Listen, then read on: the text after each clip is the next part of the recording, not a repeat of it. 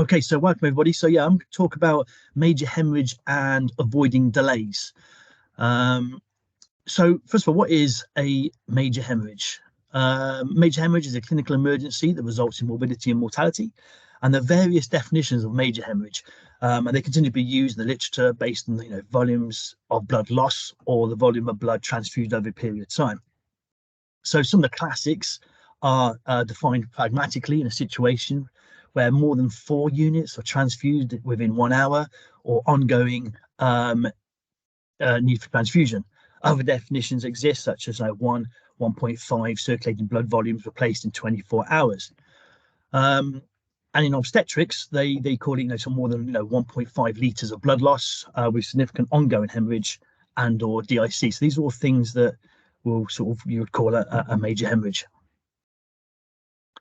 Now, delayed in recognition of this bleeding, continues to be one of the factors for adverse outcomes in the management of major hemorrhage, and that's what I'm going to concentrate towards the end part of this talk. So experience. So you guys are all less than 24 months worth of transfusion experience, but what does that actually mean? It actually means that even though you might have less than 24 months worth of experience, you need to be as good as all the other BMSs when it comes to a major hemorrhage, especially if you're lone working, e.g. nights or weekends and things like that. So this is actually the same presentation I'll give any BMS, just going over some things. It's always good to be reminded of certain things as we go along. So here's a quick interactive. So as you can see here, I've given you the thumbs up, the heart, the clapping, and the wow face. So if everyone just send up, I won't see who it is. How long should it take to provide blood in a major hemorrhage? So if you just start poking up or send them up. Okay, yep, cool. Okay, brilliant. Means people are listening. Excellent. Okay. Okay, so I see a lot of 5 minutes there. So thanks. Thanks for participating in that particular one. Okay, so how long should it take to provide blood? So we all have our competencies. So when you're in the lab and you have competencies, making sure that we sign off and make sure that you are happy as BMSs, that you are quite happy to handle a major hemorrhage. And that should also include asking you yourself how you feel about that, and you should have had lots of practice and things like that. But this is about your individuality to provide blood. So it's just part of the process. It does not take into account the policy or SOPs that are wider. So the correct answer is when they need it. So all those answers were correct if that's when they needed it. For example, if you take 15 minutes to provide blood, now if you've provided blood out of your lab within 15 minutes, that's pretty good. That is actually quite a decent time. But if they've died in 10 minutes due to blood loss, that's 5 minutes too late. So this is what I'm going to talk about. So I'm going to do a quick recap of what emergency blood is. So red cells. So we've got adult units, O negative, fresh. So we try and keep them less than 14 days old. Now the reason for that is just so we can try and move them through the stock. O negative, Kel negative. Some people actually try and put CDE negative, so big E neg and what's the word one? Big E, big C neg. So little R, they like to give. You don't need to do that. We were short on that O negative as it is. So you just have to put Kel negative. O pos, again, 14 days to allow it to rotate around, get it back into stock and use it. So O pos, Kel negative. These units should be changed before the expiry date to enable transfusion for others and reduce wastage. So I say we have 10, 14 days, and we try and swap them over 10 days before they expire, which means we have a lot of turnover of emergency stock. And we put labels on them. So we've got the pink label. I don't like color coding, to be fair, because I like people to read what's on the bag rather than just go, oh, that's pink, that must be for women, or blue for male. But it does seem to help. So we put that on, saying emergency stock. So negative red cells, now these are for females, and males who are under 16 years old. And we also put them in air ambulance. We do actually have O positive air ambulance, but not both air ambulances. And we have a policy of OPAs. It's a national sort of guidance to give OPAs to males of unknown blood group or women over 50 years old. Again, this is just about trying to preserve our own negative. We really want to give the O negative to women of childbearing age. We don't want to give them an anti-D, as we all know, fetal disease of the, hemolytic disease of the fetus and newborn. It could be a problem, whereas males don't get pregnant. But you can still have a reaction if you give someone an antibody. But it's all risk. It's all risk. And as I said, we are short of O negative, so therefore we have to try and use it in the best way you possibly can. Pediatrics always O negative, and these are the two sticks I was talking about, a little bit bigger this time. So use for emergency OD negative blood. We don't put anything about male and female on there. We just so it's identified that way. Plasma. So we also have emergency plasma. Now you can have pre-thawed 5-day emergency plasma. That's only to be used in major hemorrhage and trauma. We use group A negative for high titer. So some people, AB is the universal donor for plasma, whereas obviously O neg is universal for red cells. But again, we don't have as much AB plasma. So again, we have a lot of A neg plasma. So we use A neg, negative for high titer. There was some good research, I can't remember who it was by, but the reason why A rather than B, for instance, is that I think the amount of anti-A produced by a B donor is higher than, say, the anti-B made by an A. That's quite fascinating to read. The reasons, and of course, you've got AB plasma if you need to. RHD is not a consideration in plasma anymore because the process doesn't leave any sort of red cells in there enough to really elicit an immune response. And we have a yellow tag for that one, and we have the date thawed, and the time thawed, and when it expires. Platelets, we have those, we keep those in the lab, A negative or positive, high titer negative. The important thing about that is that they again, we are short of A neg platelets again, so we're pre-amber for A negative platelets. So what you can also use is O negative pooled high titer negative, and these, because they're pooled, and they're PAS, they're virtually washed, so there's hardly any plasma in there, so the actual risk is pretty small. So that's what we hold as a major trauma centre in Bristol, but others have A negative. Okay, locations. So where are we actually going to keep the emergency start? We want it close by to where it's going to be used. So red cells, we have some in the lab ready to go into a box straight out. You have satellite blood fridges, so emergency department, theatres, maternity, and external sites away from the main hospital. So it will depend on your trust, where you actually keep this. At North Bristol, we're like half a kilometre away from ED. I don't know why they built our lab that far away. Who knows? But most hospitals, most sensibly designed hospitals, have the blood bank quite close to theatres and ED. So hopefully your ED may just be down the corridor. And therefore you may not need a satellite fridge in ED because you're so close. So again, it's all about where you are, where the blood bank is, and where they're going to need the blood. And we stock emergency stock in all those fridges. We also stock in air ambulance, and plasma in the lab, and air ambulance, platelets just in the lab. So how do we activate a major hemorrhage? First of all, there must be a way to activate it. So you need a good policy protocol in the trust. And this is not just a lab thing. A lab actually is just sort of actually quite a small part, but a very important part in a major hemorrhage. The whole trust has got to be involved. It's usually via switchboard, so there'll be a number to call. It might be 2222, whatever the trust policy is, however you've got to set it up, but that needs to be defined and well established. And it must include all relevant personnel and teams. So like I say, transfusion is just one clog, but I want to say the most important. But if you've got no one there to stop the bleeding and administer the blood, we're a team, and we're an important part of that team. So everyone must be involved in that. Phone bleep, maybe they call you, maybe they bleep you. And this is our flow chart. So first of all, a major hemorrhage has been declared on the ward. We call 2222, and the clinical side, states a major hemorrhage and the location and the clinical teams required. Then They are then supposed to contact the lab so we can communicate about what they actually need. And I'll talk a little bit more about that in a bit. Take samples and then send samples to the lab. And then the switchboard will bleep all the relevant clinical teams. Here's the next one. You probably want to see all this, but as you can see, there are a lot of people on this list. So, you know, you've got code red, which is our obstetric major hemorrhage. You've got the blood runner. If you can't get the blood to the actual location, you're not going to succeed. It's not great. Transport, FMT leader, CDS porters, third on anaesthetists, etc., etc. Have a whole load of people that will activate. They're carrying bleeps. They'll jump into action immediately. Then you've got the dedicated blood runners, so they are told to attend the lab.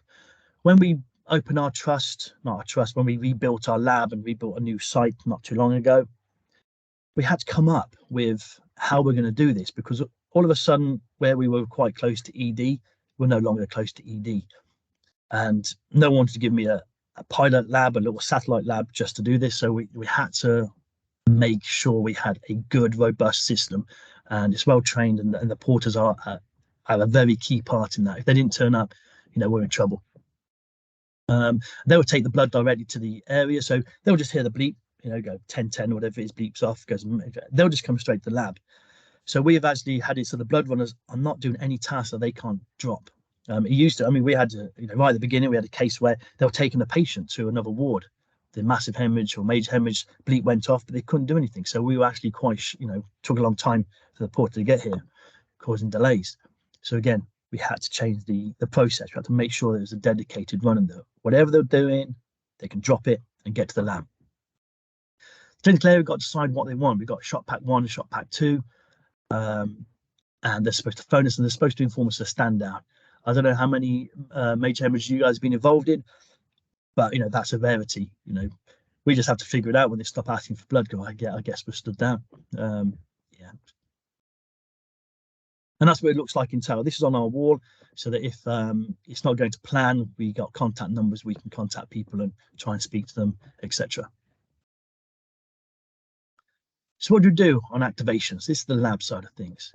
So the clinical care are supposed to contact us and give us the patient ID, whether or not they want shot pack 1, which is 4 units of red cells, 4 units of FFP, which is pre-thawed. Or they want shot pack 2, which is basically the same as the original one, but they have platelets instead. Now that's their call. They decide which one that is. Different trusts may do it differently. They may have different terminology, content. They may have cryoprecipitate in there, fibrinogen concentrate, lyoplast. So make sure you're aware of what your policy is. So when they want blood. So again, back to the original question. So if they ring up, they say, I've got a major hemorrhage, and they say, oh, actually, you know, needs a serological cross match. It will take about an hour. And if they can wait that, I wonder, is it a major hemorrhage? It's not really for us to decide as such. So you've got an hour. I mean, this is really for any sort of urgent blood as well. You've got group specific, 10 to 15 minutes. A lot of people were doing the thumbs up saying, like, you know, 15 minutes. And that's because you've got the mindset of the lab, which is absolutely right. I mean, I don't think I could get anything out quicker than that when it comes to group specific. So you have to have a patient sample that's been processed. Some labs may do a spin group, for instance, on a tube that comes down, and you may issue ABO identical to that. We used to do that. I stopped that. For a reason. One of my BMSs, very experienced, done lots of major hemorrhages. He did a tube group. He called them O and sent out O. All good, all good. And then later we put down the sample on the analyzer, and it turned out the actual patient was group A. So something along the line had gone wrong. Maybe they hadn't put anti-serum in, who knows? But the bottom line was that blood group wasn't correct. What if they got it the other way around? What if they called the patient A, gave A group-specific blood, they transfused it into another O? You got a good chance of finishing them off before the major hemorrhage sort of thing. So I stopped that. I said, right, we're only going to give group-specific if it's been through the analyzer. Automation, again, adds security. Emergency stock. So how long is that going to take? As long as it takes them to get to the blood fridge, how far away is that? So you ask, you know, how long can they wait? You know, do we have a history on the patient? Do we know that the O pos, A pos, and we can maybe direct them to the emergency deposited blood? are the units already available? For instance, you might have a patient that's coming, oh yeah, got a suspected AAA, you know, it hasn't actually ruptured yet, so we order some blood in, and all of a sudden before they get to surgery it ruptures. So they may have some blood available already, named patient, which is going to get group specific, all those sort of things. And how long will it take to get blood from the lab? So again, it depends where your lab is. We're quite far away, so we're talking 5-10 minutes just travel time. Okay, this is a bit small, but it's the flow chart that my staff can look at when they're requesting blood for major hemorrhage. So is there a sample? There's no historical group and no process samples. So we'll just say, right, take the emergency stop. So when it comes down to, like, you know, the 15 minutes, half an hour, 5 minutes, it's when they need it. So if they can't wait that long, you're taking the emergency stop. So males over, you know, and females over 50 would say take the D positive. Females confirmed, so less than 50, you know, take their own egg. If in doubt, take their own egg. Then we've got the one. They've got a historical group, first sample not processed, or 2 samples processed, because we talk about that 2 sample rule. We won't get bogged down with that in this one. Historical group, you know, unless they're known antibodies, perform a tube group and select the D type. So again, we can direct them to the O pos or O neg, plasma platelets, etc. Or have we got 2 processed and authorized samples, or 1 historical and 1 processed sample? Then we could actually electronic issue. Again, you can electronic issue maybe 5-10 minutes. And that's fine if they can wait the 5-10 minutes. And if they can, excellent. They may already have one of the emergency units outside from one of the satellite fridges. They're actually transfusion. So actually, you do have 5-10 minutes to get the blood. So we provide that. Then we get to the tricky bits. These are the bits that probably scare most people. They certainly used to worry. You know, it's what I worry about. What if they got antibodies? So if you know the patient's got antibodies, you know, maybe known, maybe a JKA, maybe a little C, big E, you inform the clinician as soon as possible. There's a potential for incompatibility blood and a transfusion reaction. Important to say, we're not saying they can't have blood. This will be, you know, the clinician's decision. You know, we never tell them they can't have blood. We set up the cross match. In extreme emergencies, if the antibody has been identified, select antigen negative units. If antibody not identified or antigen negative blood available, group OD pos, neg for Kel, those sort of things. And you can also have an educated guess. You've got your 3-cell screen that's come up, and you go, oh, right, it's 1 plus negative. You look through the panel and go, well, that could be an anti-big C, could be this, that. Have a guess. Have you got it on the shelf? Can you, just grab those to issue those? And then, what can you realistically achieve in the time you have? I mentioned at the beginning, when do they need the blood? How long have you got? What can they wait? Have they got cell salvage? Have they got some blood already up? Okay, this one's busy. We're not going to go through this, but it's a flow chart of what you can ask in those situations. Can you wait? First one is, can you wait 1 hour for cross-match blood? Yes, brilliant. I'll select that. I gave you that. I get a cross-match. No. Can you wait 15 to 20 minutes for uncross-matched blood? If transfused, there's a risk of a reaction. You let them know, and they say, yes, I can wait, actually. Yeah, I can wait. And you go, okay, I'll try and select the units to have some cross-matching. Go, nope, I cannot. So you instruct them to take the emergency stop. And then you may inform the hematologist as soon as possible to say, there might be a transfusion reaction. Maybe give some corticosteroids and things like that. I've got a little bit down the bottom about what you might do. So that was quite complicated in a major hemorrhage. You're trying to work through this. So I have this on the wall to enable my BMSs to try and guide them through the process. The simplistic view is the patient going to die if not transfuse some red blood cells? Yes. You issue and release ABO compatible red cells, i.e. either O, or if you have samples that are processed, the patient's blood group, but you must have a sample. Don't go on the historical group. So, well, actually, yeah, we saw them last year in the A pos, therefore we're just going to give you some A pos. No, you've got to have a sample you've tested. because you don't know if that historical group is accurate. You don't know if the patient is that patient. Always have a sample in the lab before you do anything like that. So if you haven't got a sample in the lab, it's always give them the O. So it's simple. Are they going to die? Yes, have some red cells. You know, I don't care if they've got antibodies. Have some red cells. They're going to be dead anyway if we don't. If the answer is no, the patient's not going to die, we can wait. And then you work towards trying to find suitable blood. And then they may escalate. So I can't wait anymore. What have you got for me? And I said, well, I've got some O-neg. You may have a reaction, and you give it out. Do not delay. What do you do when you run out of O-neg? You know, you may have a massive hemorrhage and maybe using 20, 30, 40 units. You know, maybe your NHS-BT is miles away. It may take 2 hours to get to you. What do you do?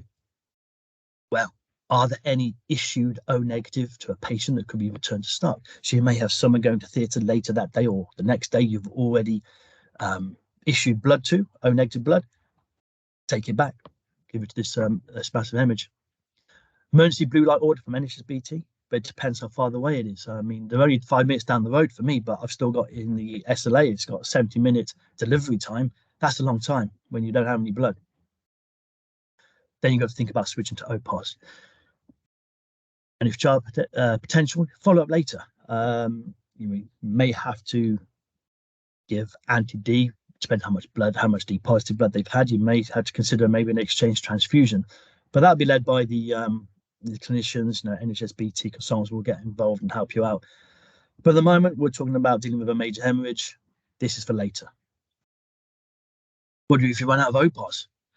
So again, if it's a male or you know this person's D positive, you know, same thing. Is there any OPOS that you can bring back into stock that's already been issued to someone? Emergency blue light from NHS-BT and switch to O-neg even. So, you know, we're trying to protect the O-neg, but if you're running out of OPOS and you need give O red cells, you have to switch to the O-neg. This is what the second part of the delays side of things. So when you look at the shot report of these are deaths related to transfusion reported in 2022. So as you can see, the top one is delays. So delays in transfusion.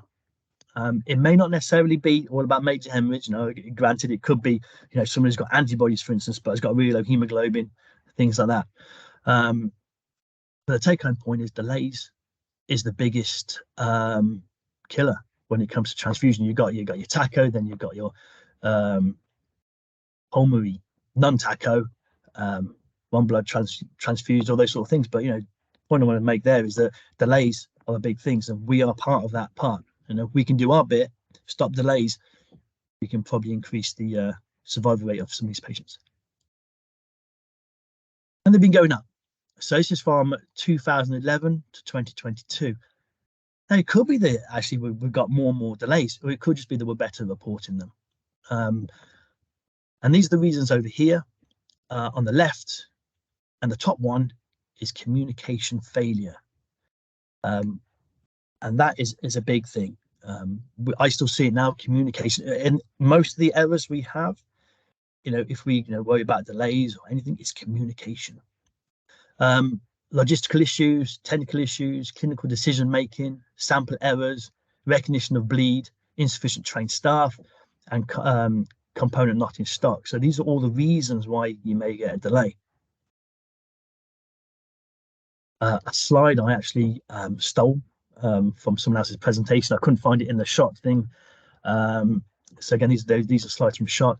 Just reiterating, so 30% in 2022 of the delays were due to laboratory errors. And again, all those things on the slide again, just going over again. Another slide. Probably best bet is to read this a bit later, but communication at the top here. So confusion about switchboard and clinical area, cross-match units available. So basically they were there, but they didn't take them. I've had that before. They wanted some blood, but they got so fixated that it needed to be sort of urgent. They didn't actually realize we had named patient blood actually in the fridge they could have used. And I think they had antibodies. So they were and ahhing about taking the emergency stuff, when in fact they could have just taken the named patient stuff which was available. Delay in activating the policy, incorrect activation method, and lack of knowledge of the protocol. We're a trauma centre. I work at a major trauma centre, and so in ED, in theatres, this works really well. We've got really good communication. It works like clockwork. But even as a major trauma centre, we still have issues when it comes to the ward. They're not used to them.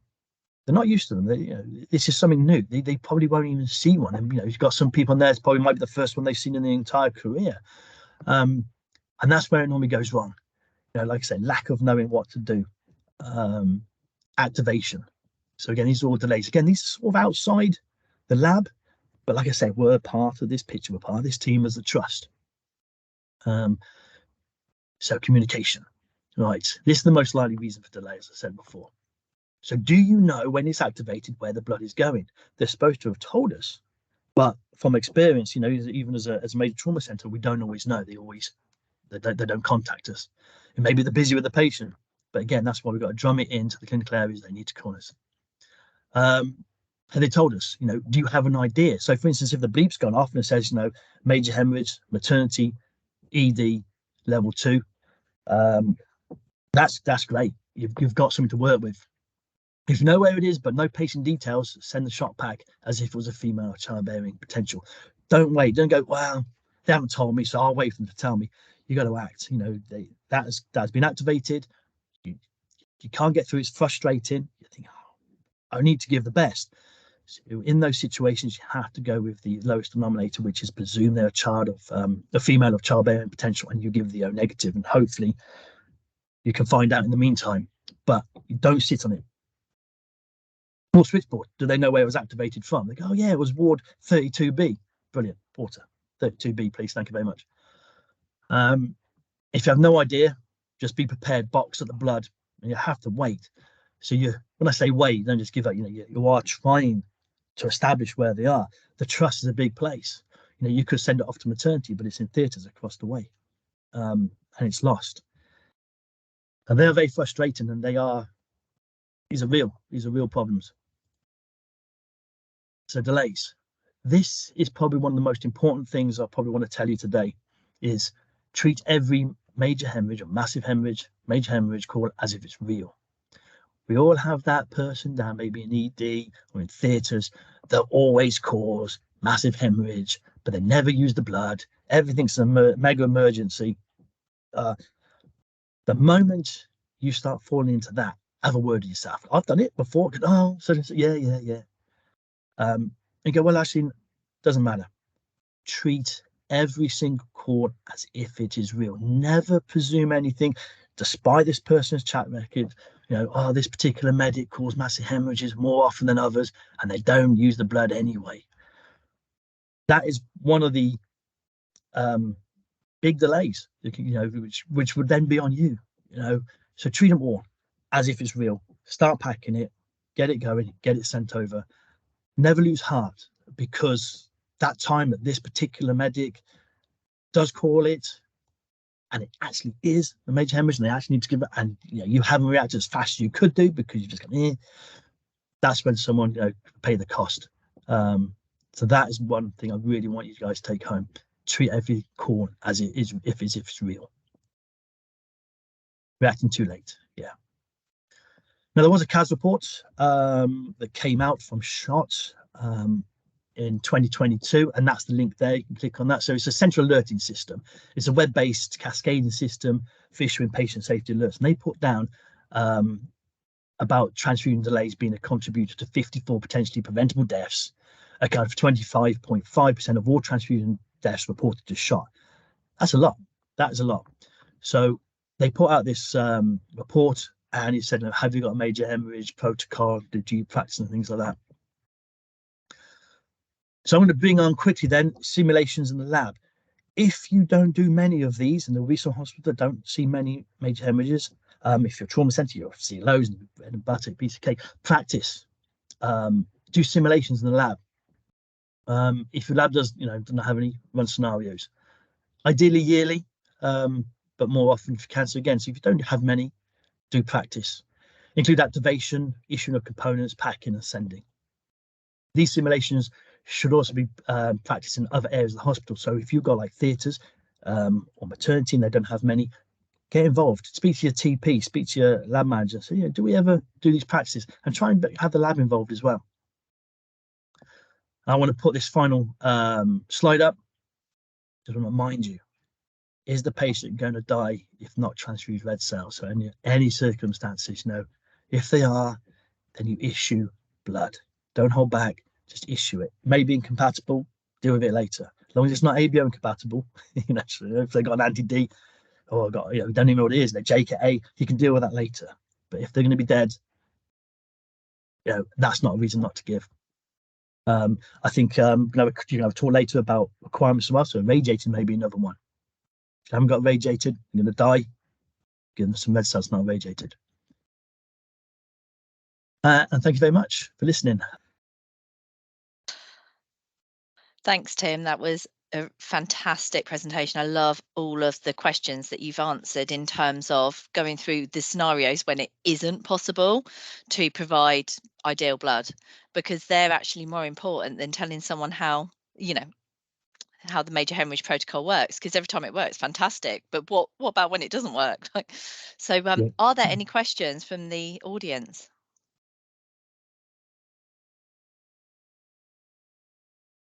Put my chat up. Fantastic. Anybody Emily wants to type anything? Hi. Yeah, thanks for the talk, Tim. I was just wondering, when you had one of the delays down, I think it was as a blood track induced delay. So is that them not being able to access the fridge for some reason, or what was that? Do you know? I don't actually know. I just need that from the shots reports. But yeah, I can imagine that maybe the kiosk was down. Maybe there was a server update, some of that. So yeah, sorry, I don't actually know the answer to that, but good to see that's highlighted at shot as well. Absolutely, yeah. I mean, we have that as well, because sometimes if the kiosk's down, what do you do in those situations? And basically, we release blood in a box to sit by the fridge. You can't get into the fridge. You have a box of the emergency stock by the fridge until you try and sort it out. But yeah, no, that's something we have written into our policy and process. Yeah, have that availability. Yeah, no, thank you. Any other questions? Tim, in the chat, have you had to deal with a massive transfusion request before? And what was your turnaround times on average? Okay, with mass transfusion requests, so multiple major hemorrhages. Okay, so you're talking mass casualty, major incident side of things. Yeah. Good question. I actually took those slides out because I knew I didn't have time to talk about it. We have been activated, but we haven't actually been involved. Never had actually declared. So we have got a scenario for mass casualty, major incident, and a lot of things go out the window. One of them is sort of in a normal patient major hemorrhage, you would send blood in a box to that patient bedside. We have stopped that for mass casualty. Basically, everything goes to the fridge. They will take 1 or 2 units at a time for each patient, because if they take all 4, you're going to tie up, you're going to lose all your blood. If you've got 10, 15 patients all requiring blood transfusions, you're going to run out very, very quickly, especially if you put a whole pack to one patient. So we would only allow them to take 1 or 2 at a time, and they would have to come back for that, and they just come straight from the fridge in the box. They don't have them boxes at bedside. One would run out of blood boxes very quickly. And we do scenario testing for that. We have what's called the Emergo exercise, which involved the whole trust. And last year I did one in the lab, and I did put them on pressure. I said, you've run out of blood, what are you going to do? Blood hasn't arrived from NHSBT, what are you going to do? And I put all those sort of things on. So as the personal experience, only on standby. So on standby, well, in fact, actually, we put on standby, and one of our scenarios is that we would only order blood from NHSBT if it actually got declared. We realised that was just too late, and because it could take half hour for them to had to get all the stuff ready. I'm ordering 20 units of O neg, and we're ordering 20 units of O positive, and I'm ordering some more plasma. So I split those. All I do is order the red cells first, and later I add the plasma, because we've got lots of that. So we actually do it on standby. Hopefully, if they've declared it or not declared within half an hour, hopefully I can then send the blood back if it's not been opened or it just goes into stock. But it don't always get stood down. And yeah, it's one of those moments when you think, holy crap, what are we going to do? So practice that, have a policy for that. I've even got in my policy that if you're that desperate, if they were crying out for blood and we haven't got it, we've just arrived from NHSBT, I have it in my policy to cover my BMSs, that blood can even go out unlabeled, you know, because like I say, they're going to die. If they're going to die and it just comes in, they're screaming for it because you use a lot of blood quickly. And I've got that all covered in my major incident SOP. Yes, and it's a matter of probably when rather than if for some patient for some hospitals. Thanks, Tim. That's great. One more question, and then we will move on to the next presentation. Can you repeat why we don't use Group B patients as emergency use as compared to A or pooled O? Excellent. Yeah, another good question. So yes, this is a question I asked myself a while back. So when you look into it, I think it's about the individuals. Now, what they're saying is that a B donor has higher levels of anti-A compared to an A donor's level of anti-B. Don't know why, but that's just what they found. And then obviously we check out what the levels of those hemagglutinin are, and we choose the donors that have sort of lower levels. Fantastic. It's a good one to read up on. Yeah, definitely. Yeah. That's fab. Thanks, Tim.